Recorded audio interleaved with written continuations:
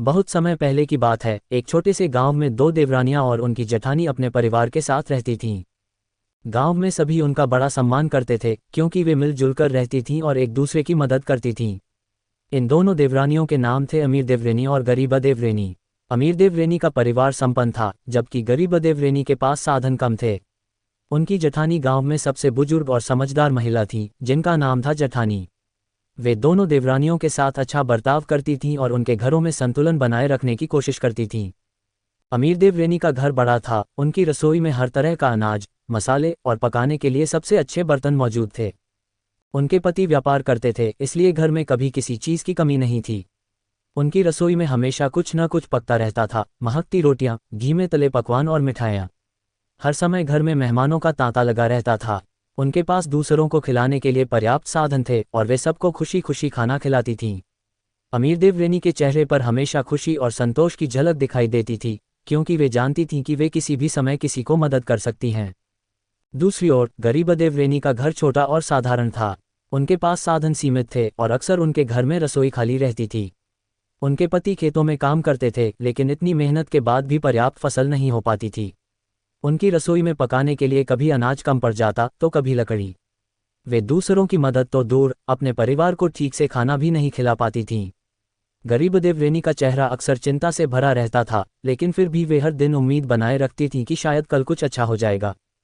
जेठानी इन दोनों की स्थिति को जानती थीं।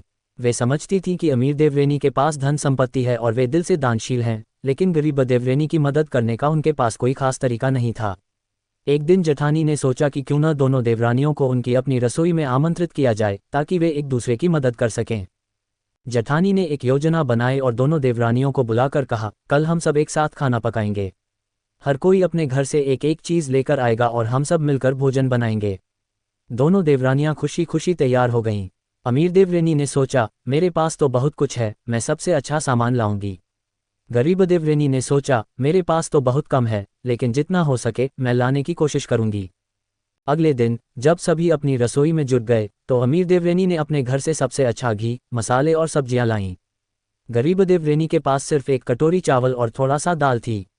लेकिन जेठानी ने गरीब देवरेनी को कोई ताना नहीं मारा। वे सब ने मिलकर गरीब देवरेनी के लाए सामान का सम्मान किया और उसे भी शामिल किया। जब खाना पकने लगा तो अमीर देवरेनी ने देखा कि गरीब देवरेनी के चेहरे पर हल्की सी मुस्कान आई। गरीब देवरेनी ने सोचा, मैंने अपने पास से जितना हो सका दिया, शायद इतना ही काफ़ी है।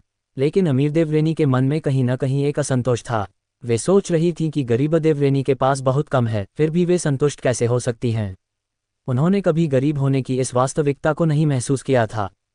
खाना तैयार हो गया। जेठानी ने सबको भोजन परोसा और कहा, आज का भोजन केवल अमीर और गरीब के बीच का फर्क नहीं, बल्कि एकता और सहयोग का प्रतीक है।